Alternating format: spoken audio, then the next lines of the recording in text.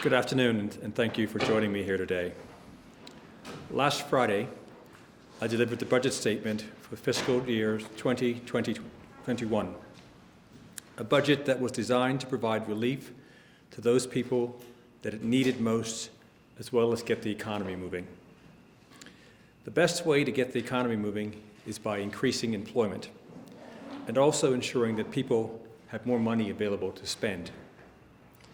This budget aims to create an environment for growth that will increase economic activity while striking the correct balance between fiscal and social responsibility. The headline numbers for the 2020-2021 budget, national budget, are a revenue target of $1.122 billion, current expenditure excluding debt service of $935.6 million, debt service of $121.4 million, and capital expenditures of $85 million. These numbers yield a projected deficit of $19.8 billion for fiscal 2020-21. Revenues are forecast to rise by a modest 0.3%, or $3.7 million. There are modest tax adjustments, transportation infrastructure tax on cruise ship passengers, and an across-the-board 5% increase in immigration fees. We're providing payroll tax relief to lower-paid workers. This will put money into the pockets of 75% of the employees in Bermuda. Also, there is payroll tax relief for small and medium-sized businesses to allow them to expand their employee base. To assist with job creation, we are also extending the payroll tax relief incentive for job creation to employers with a payroll of over $500,000. To enhance efficiency, we will be expanding the taxi industry payroll tax scheme to all persons with public service vehicles. We will also be assisting the retail sector with further duty relief and amending the process for duty deferrals. Finally, there will be no biannual fee increase to shelter persons from further cost of living increases. The national budget allocates $1.141 billion in total spending over the next 12 months, representing a $30.9 million or 2.8% increase over 2019-2020 original estimates. There's a modest increase in current account spending of $5.7 million or 0.6%. There's no increase in real terms. There will be a $20.3 million increase in capital funding to maintain our infrastructure after years of underinvestment. Debt service costs will be $121.4 million. The increase in debt service is mainly due to borrowing for the Carolines Bay project. The current account balance before interest on debt and capital expenditure is budgeted to be at a surplus of $186.6 million. The government plans to run, as I said earlier, a budget deficit of $19.8 million. The deficit will be funded with long-term borrowing. Borrowing is in line with one of our fiscal rules that net borrowing can only be considered to finance capital spending. Net debt will stand at $2.678 billion. This is still an unsustainable level, so we must keep our fiscal discipline while at the same time helping our people, striking the correct balance. We have reintroduced zero-based budgeting to assist with cost containment. This has assisted the ministries and government with policy prioritization during the budget process. Additionally, the budget provides enhanced and expanded services for the vulnerable. In the Ministry of Legal Affairs, we provided funding for operational programs for young people too old for children's facilities and increased grant funding. In the Ministry of Health, we provided funding for community mental health programs and also increased grant funding. And in the Ministry of Education, we provided funding for enhanced student behavior management services, education therapists, and counseling services. We've increased investments in education and training. The Bermuda College will continue to receive a $250,000 grant to assist students with financial need to ensure that no student is prohibited from attending Bermuda College as a result of limited household incomes. $2.1 million in the fiscal year 2019-2020 for the funding of incentives that support the execution of Plan 2022. And Workforce Development has received increased funding for their scholarship budget from $100,000 to $450,000, and increased their budget for apprenticeships by $25,000 to $420,000. This has been a much-needed increase in capital spending to revitalize the country's infrastructure, support growth, create jobs, and improve our quality of life. We'll be upgrading the Parliament building and relocating courts at a cost of $3.2 million, providing other major building upgrades at the cost of $3.1 million, school maintenance of $3 million, roadworks of $2.8 million, and capital acquisitions provisions of about $24.9 million, of which $9.1 will be spent on IT development across government. Another $4.4 will be spent on buses and another $2 million on ferries. This budget also provides information on how government is seeking to reduce the cost of living by providing mortgage relief for families with the creation of a mortgage guarantee program, healthcare reform to reduce premiums, and tackling electricity costs as we did with the LED bulb exchange program. And we'll also be supporting startup cooperatives who are looking for ways to supply food at lower prices. I'd like to thank the Ministry of Finance staff for their stellar work on helping to put together this budget. It is a fiscally prudent budget, one that ensures that all Bermudians benefit while we grow Bermuda's economy. Thank you.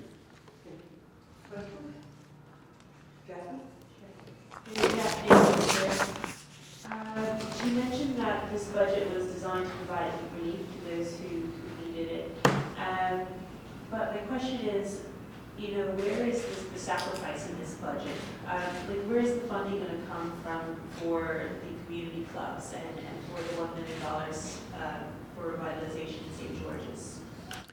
Well, Jasmine, as I said earlier, the deficit of $19.8 million will be funded through borrowing. So everything else above that will be funded out of the revenue that the government generates over the course of the fiscal year. You also mentioned that the BTA will be restructured. Do you anticipate job cuts there? No, I would rather that the Minister of Tourism and Transport speak to that. But what I did say on Friday is that we're going to refocus the activities of the BTA to focus on tourism, development, and marketing, sales development and marketing. That would exclude everything else that they're currently doing. So their remit will be narrowed to help focus it. I think the comment that I made on Friday was that we have seen an increase in overall visitors, most of them coming from cruise ships, and there have been a decline in air arrivals.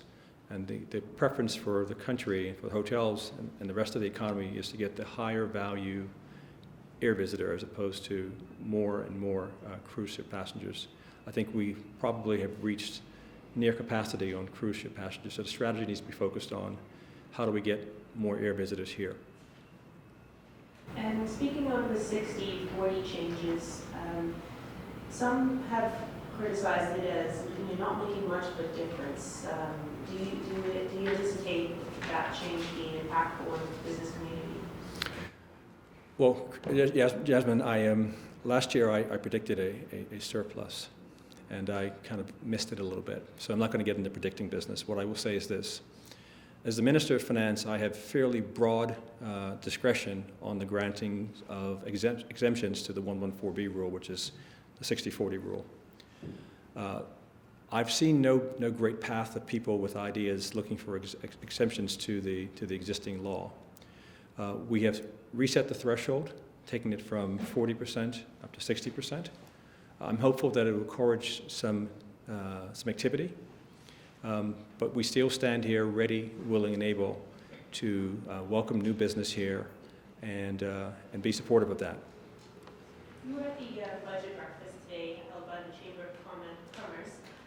Was this budget well received by those in attendance?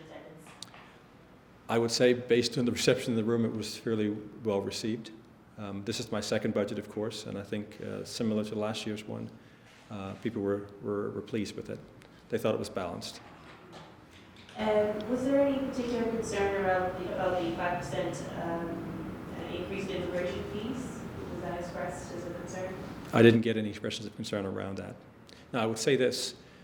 In 2020, the government was due for its biennial review of fees. The last one was done in 2018. The policy is every 2 years. We've elected not to do it this year. In 2018, across-the-board fee increases were put into place of around 5%. So had we went ahead with doing the fee increase, the immigration fees would have been subject to a 5% increase anyway. It's the only one that we decided to do because of the work that they're doing inside of immigration, and we need to fund some of the work that they're doing to make the operations of the immigration department more efficient. Good afternoon, Minister. Good afternoon. To paraphrase something from the budget, you said Caroline Bay, you saw the money that was being sent there as being recouped by the government down the road. Is there anything you can provide details on how you see that coming to fruition? No, so we have, there's a fairly encyclopedic set of documents around Caroline Bay. One of those documents is called a reimbursement agreement. And I guess that agreement was drafted in contemplation of what happens if things go sideways. So the construct in place today is we are, by contract, duty-bound to get our money back. Whether it's resuscitating the project and it being successful, realizing some degree of success, or something more draconian. We are working with the developers right now trying to figure out what the best way forward is. But I've been very clear with the people of Bermuda and with the developers. We want our money back.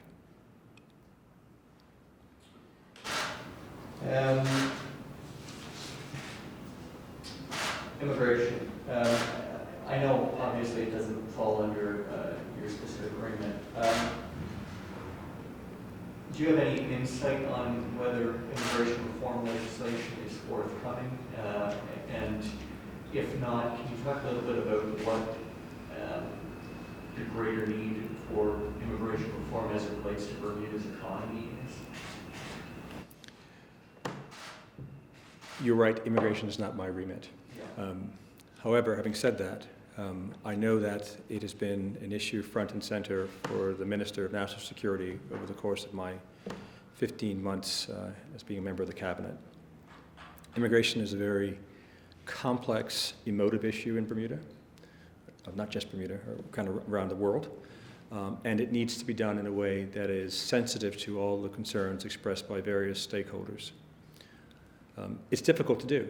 And I think the minister, over the course of the time that he's had this portfolio, which I think is as long as I have been the Minister of Finance, because I think the cabinet change was announced on November the 1st of 2018, has been working this issue really hard, trying to be sensitive to all the various stakeholders. I'm confident that in the coming weeks, something will materialize where we table something.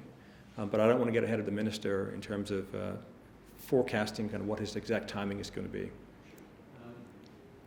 Speaking from the economic side of things, does Bermuda need more people? I think if Bermuda needs more activity, and if more people lead to more activity, then yes. Question related to Ministry of Legal Affairs. A colleague of mine asked me to run this thing. I guess you spoke of an allocation of a portion of the Ministry of Legal Affairs increase in funding to the psychoeducational program.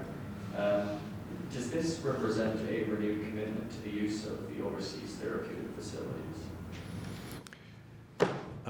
My remarks on Friday, I think I spoke to there being instances where the capabilities currently in place in Bermuda were not sufficient to support the needs of various children. And so inasmuch as there are children with needs that can't be met here, I think the minister has to consider other options. And inasmuch as psychoeducational off-island is a potential solution for those challenges, then they need to be considered. And hoping for a clarification on the transitional living regime, which was said to be for people who are too old for the care of the Department of Family Services, i.e. those who have aged out at 18. Why does it feature in the Ministry of Legal Affairs budget and not Ministry of Health? I guess because of the people involved would presumably be over the age of 18. Well, I think those of you who know our Attorney General knows that she has a deep concern for young people. And I don't think any thought was given to kind of what the various boundaries are across ministries. I think and I'm taking some liberty here, speaking on behalf of the Attorney General. I think the notion that these children are in her care and then age out, I think has prompted her to kind of move forward with a solution to kind of provide some assistance. The last thing I think any of us would want, and I don't particularly think anyone cares whether it's in health or legal affairs, is to be turning out 18-year-olds on the street who don't have a place to stay. We don't want to be in the business of creating homelessness and all the problems that come along with that. And so I think that this is an effort to get ahead of a situation that we found actually starting to begin to happen. Sorry, just one question regarding the amendments to the sugar tax. Yes. When it was first introduced, it was sold as a method to reduce sugar consumption, which leads to obesity, and it was meant to drive up more education in the school system. However, now you're telling us that that cash is going to go towards other ministries in terms of being reinvested into the debt and other ways. Like, was that always the intention of the government? I don't think that I said anything about debt. I think I spoke to other social programs that had raised high on the priority list. I think we all kind of start out with kind of a set of intentions. The reality of kind of operating government is that things happen and that you need to be flexible enough to kind of adapt to deal with those things that happen. What you see here is that there are some other programs that need to be funded, and in an era of constrained funding, I have been somewhat tough on my colleagues around the ability to kind of increase spending, as evidenced by the less than 1% increase, and that was, I can tell you, a bit of a battle, trying to get folks more money. So we just kind of trying to focus the dollars, those precious dollars, on those things that require the most attention. We have also said that we're going to take another look at the sugar tax because we don't think that it's being applied as was intended. We think it's being widely applied across a whole basket of goods as opposed to specific sugar products. And so we're having another look at that to make sure that we can kind of tighten it up a bit. Were grocery store owners consulted before making amendments to the sugar tax? No. Is there a reason for that? No reason. We have seen and I think misapplication is probably a bit too strong a word. We've seen that the tax has not been applied the way that we thought it should have been applied. So we're going to go back and address that.